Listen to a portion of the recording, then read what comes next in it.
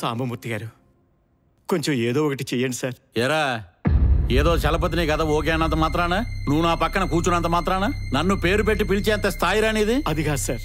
అసలు సాహిత్యం గురించి ఏం తెలుసురా నీకు? కథ అంటే కారు స్టీరింగ్ తిప్పినంత ఈజీ కాదు.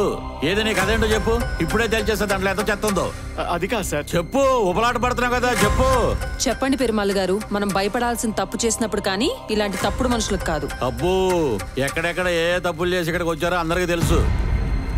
గురువు గారు మీరు ఆగండి. పెరుమాళ్ గారు మీరు కూల్గా ఉండండి. తప్పు అనేది మానవ సహజం అండి. తప్పు చేయకుండా ఎవరు ఉంటారు? ఏ తప్పు చేయకుండా మీరు ఈ స్థాయికి వచ్చారా? ఏ తప్పు లేకుండా నువ్వు డ్రైవింగ్ చేశారా? ఏం తప్పు చేశారు నించున్నారు? ఏం మాట్లాడుతున్నావు? మాటలు తిన్నగా రానివ్వండి. మీరు చెప్పండి. ఈ కథ పట్టాభి అనే టాక్సీ డ్రైవర్ది.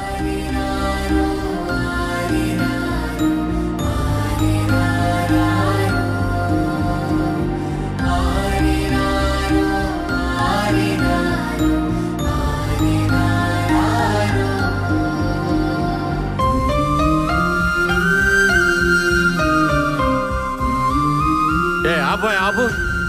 అరే ఏమైంది? కథ మస్తుందిగా. అవును, బానే ఉంది కదా. ఇదో కథ. ఇలాంటివి వందల గీసి అవతల పడేశాం. ఈ మాత్రం కథకి అంత అహంకారం పనికిరాదు. ఒరే ప్రసాద్, నువ్వు చెప్పు, నా కథ బాగుందా వాడి కథ బాగుందా? నా కథ బాగుంది. ఒరే, నీ కథలు రాయటం నేర్పించిందే నేనురా. అసలు మీకు కథ రాయటం వస్తే మీరు ఇంకోళ్ళు నేర్పిస్తారు. అసలు ఏ రోజైనా కొత్త కథ రాశారా మీరు? అన్ని దొప్పుకొచ్చినాయి. 4 భాషల సినిమాలు చూడటం. ప్రసాద్ ఈ సీనై, ప్రసాద్ ఆ సీనై అన్ని కలిపి కథ రాయమంటారు. మీకు కష్టపడి రాసిస్తే మీరు రాసినట్టు అందరూ చెప్పుకుంటారు. నేను అసిస్టెంట్ గా పెట్టుకుని చాలా తప్పు చేశాను. నేను అసిస్టెంట్ కి చేరే పెద్ద తప్పు చేశాను. పెద్ద మోసగాడు. మీరు మోసగాళ్ళకి మోసగాడు. నీచుడురా. మీరు పెద్ద నీచుడు. తిడితే నాశనం అయిపోతారు. గురువు తిడితే కదా నాశనం అయ్యింది. అసలు మీరు గురువే కాదు, మిమ్మల్ని తిడితే ఎందుకు నాశనం అవుతారు? మీరే నాశనం అవుతారు. నాతో గెలవలేక మాటలతో గెలుద్దాం అనుకుంటున్నావా? మీతో ఓడిపోతానా?